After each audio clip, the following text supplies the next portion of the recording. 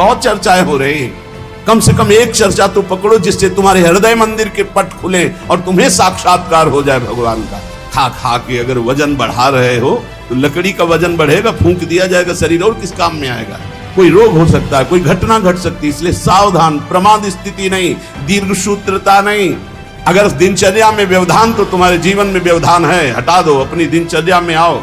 दिनचर्या ठीक होनी चाहिए। स्मार्ट, बड़े स्मार्ट बने हो, माया से थोड़ी तुम्हारी स्मार्टगिरी चलेगी। बहुत बड़ा प्रभाव पड़ता है, आपको अनजाने में पतन के मार्ग में आपको ले जाएगा। यहां कह रहे हैं जो साधक भगवान के मार्ग में चल रहे हैं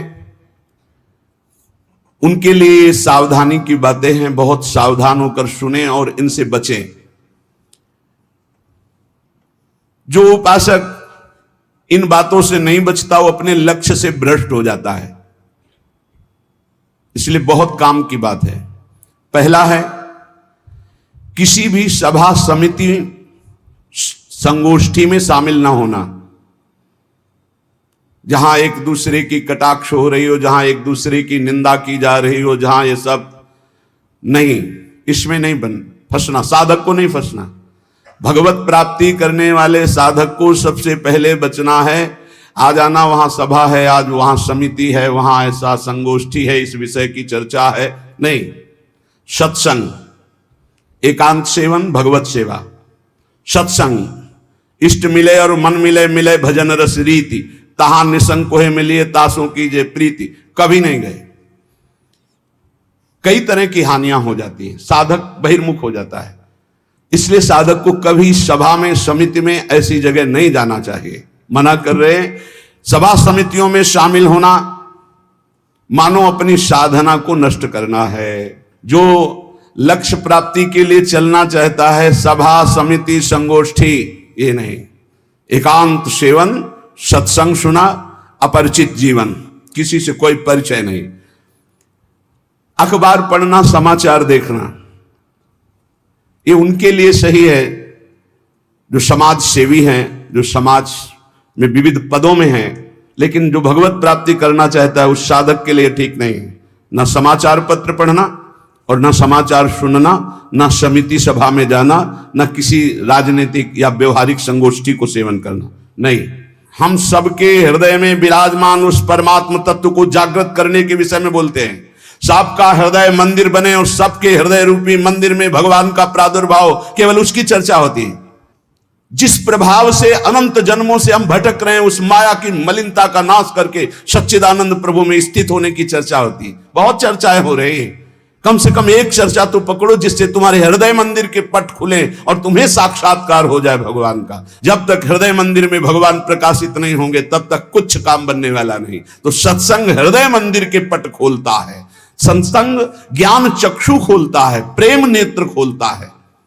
सभा समितियों में जाना, पक्ष विपक्ष की वार्ता करना, समाचार पत्र पढ़ना, समाचार देखना, ये साधक को छोड़ देना चाहिए।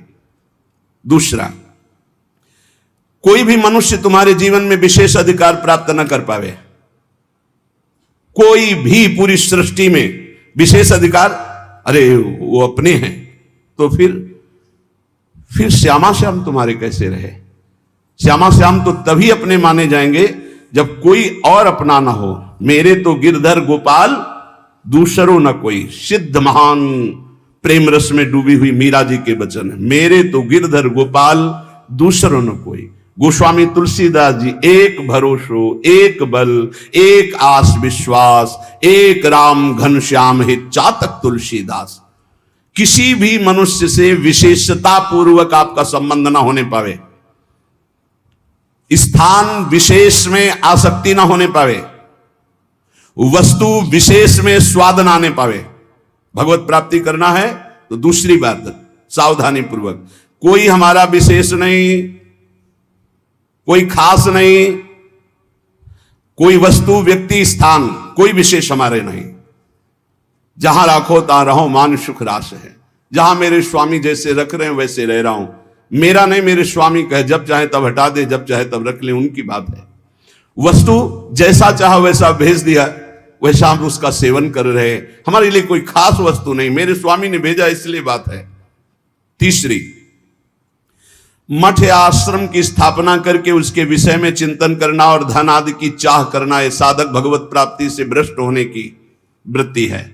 ये सिद्धों का कार्य है, साधकों का नहीं। मठ आदि की स्थापना करना ये सिद्धों का कार्य, आचार्यों का कार्य है। आश्रम आदि की निर्माण वृत्ति करके फिर उसके संचालन के विषय में चिंतन करना, फिर रुपया पैसा इकट्ठा करना, और जब मर गए तो बाद में जो 4 शिष्य हैं आपस में झगड़ा करना, मुकदमाबाजी शुरू होना। बचो इससे। जैसे बने बनाए मंदिर हैं, बने बनाए जगह हैं, हमको वास मिल रहा है, वास कर रहे, हटा दिए जाएंगे, फिर फुटपाथ में बैठ जाएंगे, पर हमारा कोई चिंतन चुरा ले, ऐसा नहीं। हम ऐसा कुछ नहीं करेंगे जिससे हमारा चिंतन बंटवारा हो जाए। मेरे प्रभु हैं, वो थे, वो रहेंगे। उनके एक निमिष मात्र से अनंत ब्रह्मांडों का सृजन हो जाता है। वो जहां रखेंगे जैसे रखेंगे, जहां राखो तहां रहो, मान सुख रास है। उपासक किसको बैठा ले? स्थान विशेष में आ सकती नहीं, व्यक्ति विशेष में आ सकते नहीं, वस्तु विशेष में आ सकते नहीं। हमारे लिए ना कोई वस्तु विशेष है, ना स्थान विशेष है, ना व्यक्ति विशेष है। मठ और आश्रम आदि की स्थापना करके उसके चिंतन में डूबना, अपने मन को मानो दुर्गति का मार्ग चयन कर लेना। थोड़ा सा कड़वा लगेगा ये बात। हम कह रहे हैं सिद्धों का कार्य है, साधकों का नहीं। साधकों को नहीं फंसना चाहिए। अगर साधक फंसेगा तो नष्ट हो जाएगा, पक्का, इसमें कोई संशय नहीं। वाल्मीकि रामायण में एक प्रसंग आता है कि एक ब्राह्मण देवता भिक्षा याटन के लिए निकले हुए थे, कई दिन के भूखे थे, भिक्षा मिली नहीं, तो रास्ते में कुत्ता आराम से पड़ा था, 3-4 लाठी उसकी खोपड़ी में मारी, फूट गई खोपड़ी। उस समय राजाधिराज चक्रवर्ती महाराज अनंत कोटि ब्रह्मांडों के स्वामी भगवान श्री राम सिंहासन पर विराजमान थे। दरवाजे से आवाज मारी, सेवक ने कहा एक कुत्ता अपनी प्रार्थना करना चाहता है। भगवान ने बुलाया, बोलो। बोले मैं आराम से मार्ग में पड़ा था प्रभु, क्या मार्ग के साइड में पड़े रहना अपराध है? मैं कुत्ता हूं तो इसलिए मेरा इतना भी अधिकार नहीं कि मैं रास्ते के साइड में पड़ा रहूं? नहीं हुआ क्या? एक ब्राह्मण ने हमारे 4-5 लाठी मारी, खोपड़ी फूट गई। आप बताओ क्या मेरा दोष क्या था? मैंने भूखा भी नहीं, मैंने उसको कुछ छेड़ा भी नहीं, फिर क्यों मारा? बोले हमारे दरबार में ब्राह्मण को तो दंड दिया नहीं जाता। हाँ आप आए हो इसलिए बुलाते हैं उनको और प्रार्थना करेंगे कि ऐसा क्यों किया। बुलाए गए, भगवान आदर किए उन्हें और कहा आपने ऐसी त्रुटि क्यों की, क्यों मारा इसको? बोले 3-4 दिन से भिक्षा नहीं मिल रही थी, आराम से सो रहा था, मैं भूखा टहल रहा हूं, गुस्सा आई, हमने मार दिया। अपराध है आपका? हाँ है। कुत्ते से कहा कि मैं तो दंड नहीं दे सकता क्योंकि हमारे दरबार में ब्रह्म ऋषि को दंड नहीं दिया जाता, आप दंड निर्धारित कीजिए, क्या दंड दिया जाए? उनका कलिंजर पर्वत का इनको महंत बना दिया जाए। तो ये दंड है, पुरस्कार। जिसको मांगने से भी भिक्षा नहीं मिलती, वो कलिंजर पर्वत के बहुत बड़े आश्रम का महंत बन जाएगा आगे चलकर, तो ये तो पुरस्कार मिला, ये तो दंड थोड़ी। बोले नहीं प्रभु, मैं मानते ही हूं, पूर्व का मैं मानते ही हूं, जो कुत्ता बना हूं, ये जब कुत्ता बनेगा ना तब इसको समझ में आएगा। सीधे कुत्ता ना कह करके इसको हमने, अगर साधक ये सिद्धों का खेल है, जो स्वात्मानंद में मगन है वो पूरा साम्राज्य चला सकते हैं, लेकिन जो साधक है अगर इस प्रपंच में फंसा तो मारा जाएगा। जब तक भगवत साक्षात्कार न हो तब तक होश में मठ और आश्रम आदि की स्थापना करके उसके चलाने की चिंता करना, ये सब बिल्कुल परमार्थ से भ्रष्ट कर देने की बात है। चौथा, साधन में आलस्य, प्रमाद अपनी दिनचर्या में कभी नहीं होना चाहिए। गुरु प्रसाद से अभी तक, अब आगे भगवान जाने, अगर 102 बुखार भी है और हमारा नियम है 12:30 बजे 1 बजे जगना, तो जगना है, जगना। पैदल आते थे, अब ठीक उसी समय राउंड लगा के अपनी दिनचर्या है, अपनी दिनचर्या में 1 मिनट का फर्क नहीं। अब तो आराम से सो सकते हैं, नहीं, आराम कहां? जब तक शरीर में श्वास है आराम नहीं। इसको ऐसे रगड़ा जाता है जैसे कंजूस मालिक नौकर से, ऐसे इस शरीर का प्रयोग किया जाता है। एक एक श्वास बचा बचा के भगवान के चरणों में, और खूब मेहनत कराओ इससे। ये किस काम में आएगा? खा खा के अगर वजन बढ़ा रहे हो तो लकड़ी का वजन बढ़ेगा, फूंक दिया जाएगा शरीर, और किस काम में आएगा? न उठने में सुविधा, न दिनचर्या में सुविधा। जब शरीर बढ़ जाता है ना, अरे थोड़ा कम खाओ, खूब इसको व्यायाम प्राणायाम और अपनी दिनचर्या मेहनत करो, खूब नाम जप करो, भजन करो, इसके लिए मिला है। बोले साधन में आलस्य नहीं होना चाहिए, अपनी दिनचर्या में प्रमाद नहीं होना चाहिए। किसी भी साधक दिनचर्या में प्रमाद का मतलब है अपने जीवन को नष्ट करना। ये नींद अच्छा है या राधा राधा रटना अच्छा है? हम कहते थोड़ा सो लो। नींद में केवल सुख जो मिलता है वो 5-6 घंटे संसार का चिंतन छूट गया इस बात का है।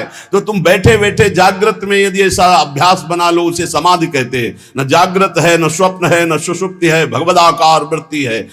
इसी के लिए तो हमारा मानव जीवन हुआ है। साधक अपनी साधना में प्रमाद न करे। कभी 3 बजे, कभी 4 बजे, कभी 5:30 बजे, कभी 2 बजे, ऐसी दिनचर्या ने एक राइट दिनचर्या, 2, 4, 5 मिनट की बात अलग, पूरे जीवन आजीवन एक दिनचर्या चलनी चाहिए साधक की।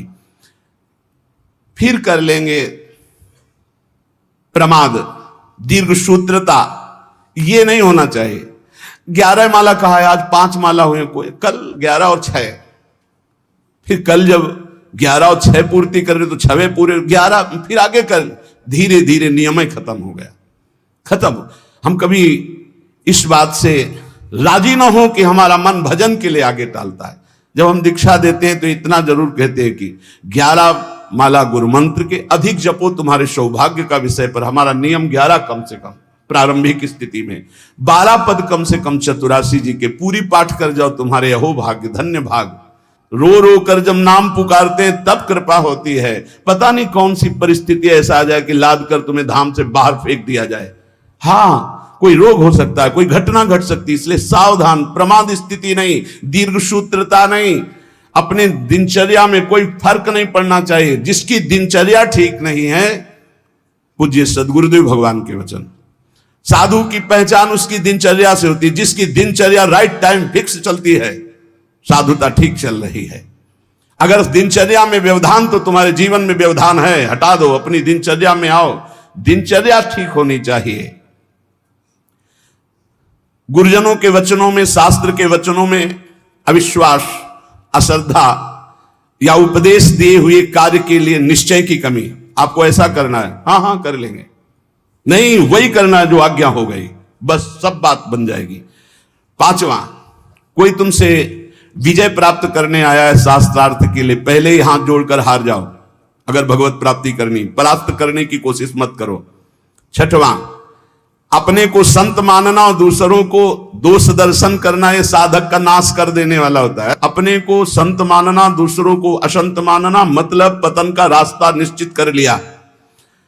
आचार्य चरण कह रहे, क्वा हम तुच्छा परम अधमा प्राण हो गर्ह कर्मा, कहा मैं तुच्छ अधम अपराध करने वाला। अपने को असंत और दूसरों को संत माने। 7वां, दूसरों के दोष देखना और उनको प्रकाशित कर देना, यह केवल गुरु की वृत्ति में होना चाहिए। वो अपने शिष्यों के दोष देखकर उसे प्रकाशित करके नष्ट कर दे। बकाया साधक को ये कभी वृत्ति नहीं रखनी चाहिए कि दूसरों के दोष देखकर और उनको प्रकट करना, चुगली करना। अगर साधक किसी के दोष देखता है तो उसी के सामने उसको फटकारे, तब तो मित्र माना जाएगा। और उसके चले जाने के बाद यदि पीछे चर्चा करता है तो उसे निंदा करते हैं, निंदा करने से पाप लगेगा। तुम्हारे अंदर वही दोष बहुतायत मात्रा में जागृत हो जाएगा। शब्द याद कर लो। अगर किसी के प्रति तुम्हारा दोष दर्शन है तो उसी के सामने कहो उससे, ए भाई हमने सत्संग में सुना है, ये जो तुम्हारी बात है ना, ये ठीक नहीं है, इसको सुधार कर लो। तो निंदा नहीं मानी जाएगी। वो चला गया, इसके बाद आप उसकी चर्चा करते हैं, अब ये पाप होगा। पर निंदा के किए त्यावत नहीं कछुआत, मूर्ख पर्वत पाप को ले चल अपने साथ। 8वां, किसी भी मनुष्य का ना शरीर से अपमान, ना वाणी से अपमान और ना मन से उसके नाश का चिंतन। जो तुम्हारा अहित कर रहा है, तुम्हारी निंदा कर रहा है, तुम्हारा अपमान कर रहा है, तो तुम्हें लौट कर अपमान नहीं करना। यह सिद्धांत है भगवत प्राप्ति का। और मन से संकल्प नहीं बनाना कि भोगोगे, क्योंकि तुम भजन करते हो। अगर ऐसा सोचे तो वो भोगेगा जरूर, लेकिन तुम्हारा भजन भगवत प्राप्ति के योग्य नहीं रह जाएगा। 9वां, पर चर्चा, बैठकर सदैव दूसरे के विषय की चर्चा। ये साधकों में कुछ दोष होते हैं, इसलिए इसका सुधार करना चाहिए। पर चर्चा, पर निंदा से साधक को बहुत बचना है। ये जबान बहुत दुष्ट है, इसको रोको, वाणी को रोको। वाणी एक अमोल है, जो कोई बोले जान, हे तराजू तौल के तब मुख बाहर आन। और 10वां सीरियल, नाटक, सिनेमा, नौटंकी, ये सब साधक नहीं। असत साहित्य नहीं पढ़ना, नहीं देखना, नहीं सुनना, बहुत बड़ा प्रभाव पड़ता है। इससे बहुत बड़ा प्रभाव पड़ता है, बहुत बड़ा प्रभाव पड़ता है। आपको अनजाने में पतन के मार्ग में आपको ले जाएगा। आपको सुनना है सत्संग तो सुनने वाला यंत्र रखिए। ये सुनने के लिए ये जो टच वाला मोबाइल है, बचो इससे, पक्की बात है। इसको हम बहुत प्रार्थना पूर्वक निवेदन करते हैं कि साधक जो घर से निकला है भगवत प्राप्ति के लिए, टच वाले मोबाइल से बचे। जहां भगवत प्राप्ति की लालसा से आपने वैराग्य लिया, वहां भोगों की लालसा पैदा कर देगा। जहां आप खोले मोबाइल तो आपके ऑप्शन ही ऑप्शन है, और मन कभी भगवत ऑप्शन सुनना चाहे तो बड़ा पवित्र मन होता है। हाँ, ये संसारिक बात है। इसमें क्या है? अच्छा, इसमें क्या? ढूंढते ढूंढते वहां पहुंच गए जहां नहीं पहुंचना चाहिए, और आपको नष्ट कर देगा। सत्संग सुनना है तो यंत्र रखो सत्संग सुनने का। अगर आपको सही माने में मोबाइल का ही प्रयोग करना है, बहुत जरूरी है, तो हम कहते हैं छोटा वाला मोबाइल रखो। लेकिन नहीं, स्मार्ट, बड़े स्मार्ट बने हो, माया से थोड़ी तुम्हारी स्मार्ट गिरी चलेगी। माया तुमसे ज्यादा स्मार्ट है, उसी स्मार्ट में फंसा देगी। स्मार्ट है तो कहते हैं उसे स्मार्ट मोबाइल कहते हैं। हाँ, तुम्हारी स्मार्ट गिरी नहीं चलेगी माया के आगे। वो एक दृश्य दिखाकर, मछली के मैथुन को देखकर 100 भरी महात्मा जल में समाधिस्थ रहते थे, साधना भ्रष्ट हो गई। अजामिल लकड़ी लेने गया था, वैश्यागमन देख करके उसकी बुद्धि भ्रष्ट हो गई, उसी वैश्या में आसक्त हो गई। प्रार्थना है, बहुत है, बिना मोबाइल के नहीं चलता तो 1800 वाला ले लियो, 2000 का जो नहीं आता इतना बड़ा। भाई बहुत है, बात करनी, कहीं कोई तुम्हारा पदाधिकारी हो तो भाई देख लो। नहीं तो हमें प्रार्थना करनी है साधकों से, स्मार्ट से बचो। बहुत स्मार्ट है वो, तुम्हें फंसा लेगा, भगवत मार्ग से गिरा देगा, पक्का गिरा देगा। मान लो, हम कह रहे हैं, लेकिन कोई नहीं मानने के लिए तैयार है। और किससे बात करनी? श्री जी के लिए स्मार्ट काम नहीं करेगा, वहां फोन बात होगी नहीं, वहां तो राधा नाम काम करेगा, राधा राधा राधा राधा राधा। हाँ, कुछ ऐसी आवश्यकताएं हैं जिनकी जरूरत है, क्योंकि बिना उसके काम नहीं चल सकता। तो हम कह रहे जहां तक हो सके, और अगर किसी को बहुतय की रखना है तो बहुत हिम्मत करो, कसम खा लो कि कभी हम और क्षेत्र में नहीं जाएंगे। बहुत बड़ा क्षेत्र है। आज कोई भी व्यक्ति हमको प्रायः ऐसा नहीं दिखाई देता जिसकी कनपटी में मोबाइल ना लगा हो। भगवान का ये बहुत विचित्र कलयुग, भगवान ने ये यंत्र चलाया है, बहुत विचित्र। ये भगवान की बहुत माया चली। तो कह रहे नाटक, सिनेमा, फिल्म, सीरियल, समाचार, बचो भाई। अगर भगवत प्राप्ति करना है तो थोड़ा सावधान हो जाओ। 11वां, शास्त्र विरुद्ध कोई भी आचरण ना हो, नहीं तो भय को प्राप्त हो जाओगे। बड़े शेर दिल होकर के भी तुम्हें गुलामी ऐसे की सहनी पड़ेगी जो तुम सोच नहीं सकते। अगर अशास्त्रीय थोड़ा भी कर्म हुआ तो वही तुम्हें रौंद देगा। एक छोटा सा, एक नीच प्रवृत्ति वाला तुम्हारे ऊपर शासन कर लेगा। हमारी बात को समझना, जो लिखा है, शास्त्र विरुद्ध कोई भी आचरण तुम्हारे शेर दिल को रौंद देगा। शेर दिल का मतलब समझते हो? साधु सिंहवत होता है, बिल्ली बना देगा। वही तुम्हें डाउन होना पड़ेगा, वही तुम्हारी हंसी उपहास, वही तुम्हारी निंदा हो जाएगी, अशास्त्रीय आचरण। 12वां, बड़ों के आने पर खड़े हो जाना चाहिए, नहीं तो प्राण शक्ति कमजोर होती है। अपने से पूज्य और बड़े जन आवे तो हाथ जोड़कर खड़े हो जाने से हमारी प्राण शक्ति मजबूत होती है।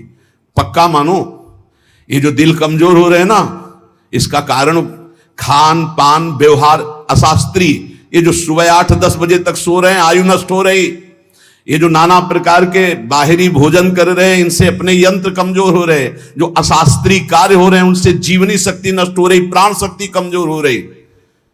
पक्का मानिए, आज प्रायः लोग ऐसा ही है कि 1-2 बजे रात्रि के सोते हैं और 8-10 बजे जगते हैं। हमारी प्रार्थना है भुवन भास्कर उदय हो रहे और आप सो रहे, तो आपकी श्री कीर्ति, यश, पवित्रता, प्राण शक्ति, जीवन शक्ति, इन सब का नाश हो रहा है। अरे प्रातः काल भगवान उदय हो रहे हैं, हाथ जोड़कर प्रणाम मात्र कर लो। नार्घ देव तो प्रणाम तो कर लो, भुवन भास्कर पधारे सूर्य नारायण। लेकिन नहीं, 10-11 बजे तक सोते, प्रायः दिनचर्या बन रही। सही माने में 10 बजे सो जा, 11, 12, 1, 2, दिन में 1 घंटा विश्राम। जिसको दिन में विश्राम नहीं तो 9 बजे सो जाओ। 5 घंटे सो जाना बहुत होता है। 5 घंटे बहुत। अभ्यास योग युक्तेन, जैसा आप अभ्यास कर लो वैसा। आपने अभ्यास कर लिया 3 घंटे में तो 24 घंटे में 3 घंटे में काम हो जाएगा। आप अभ्यास कर लो। अरे साधना एक बार सोने का समय दे दिया, इसके बाद बस फिर नींद नहीं आनी चाहिए, फिर नींद नहीं आनी चाहिए हर समय ऐसे नींद। और 13वां, किसी भी वस्तु से या जीव से घृणा नहीं करनी। हमें प्रयोग नहीं करना, हमें घृणा नहीं करनी किसी भी वस्तु से, किसी भी जीव से। सब भगवान की सृष्टि, हमारे लिए जो आदेश है हम उसका खान पान करेंगे, उसका पालन। हमें घृणा किसी से नहीं, किसी से नफरत नहीं। ये घृणा नफरत ये भगवत मार्ग के पथिकों में नहीं होती। विपत्ति में घबरा करके किसी और से सहयोग मांग लेना, ये बहुत खास बात है। बैठे रहो, प्रभु देखते हैं, बने तो आपसे बने, नहीं तो बिगड़ जाए। देखेंगे आप कैसे बना, पक्का गिरते गिरते गोद में हो जाओगे। कई बार हमने अनुभव किया सेकंड का, अगर सेकंड की चूक हो जाती तो ऐसी घटना घट जाती। सेकंड की चूक नहीं होने दी मेरे प्रभु ने, हमने कई बार देखा है। इसलिए भारी विपत्ति में घबरा कर किसी और का सहयोग लेना कभी ऐसा अनन्य भक्त के द्वारा नहीं होना चाहिए। अब क्या होगा? वही होगा जो प्यारे राम जी को भाएगा। और राम जी मंगलमय है, पक्का मंगल ही होगा, अमंगल नहीं हो सकता। भक्तों का सदैव ऐसा ही होता है। वही होगा जो हमारी प्रियालाल चाहते, वही होगा जो हमारे इष्ट चाहते। इष्ट मंगल भवन है, अमंगल हो नहीं सकता। भारी संपत्ति प्राप्त हो तो फूलना नहीं कि अब तो। वैसे सही बात देखो, जो भगवान का भजन करते हैं उनके लिए हर कोई वस्तु हर्ष वाली नहीं होती। किसी में हर्ष होता है, बहुत ही बढ़िया चीज मिल गई, बहुत सब। हर चीज नाशवान है, हर चीज, हर वस्तु। यहां जितना दुखालय मशाश्वतम नाशवान, यहां की कोई वस्तु हर्ष देने वाली है, सुख देने वाली है, प्रतिपल नष्ट हो रही। पर ज्ञान सही है नहीं है, इसलिए हम हर्षित हो जाते हैं कि हमको अमुक वस्तु मिल गई, अमुक व्यक्ति मिल गया, अमुक पदार्थ मिल गया। किसी भी कारणवश अकस्मात आपकी बात सिद्ध हो जाती है, जो आप कह दिए, तो आप उसके सिद्ध हो जाने पर जो आपने कहा आपको दुख होना चाहिए। आपने जो चाहा वो हो गया, आपने जो मांगा वो हो गया, आपने जो कहा वो हो गया, तो आपको दुख मानना चाहिए। नहीं नहीं, ये अगर बात मेरे अंदर आ गई तो मैं भगवत प्राप्ति नहीं कर पाऊंगा, इस बात का दुख होना चाहिए।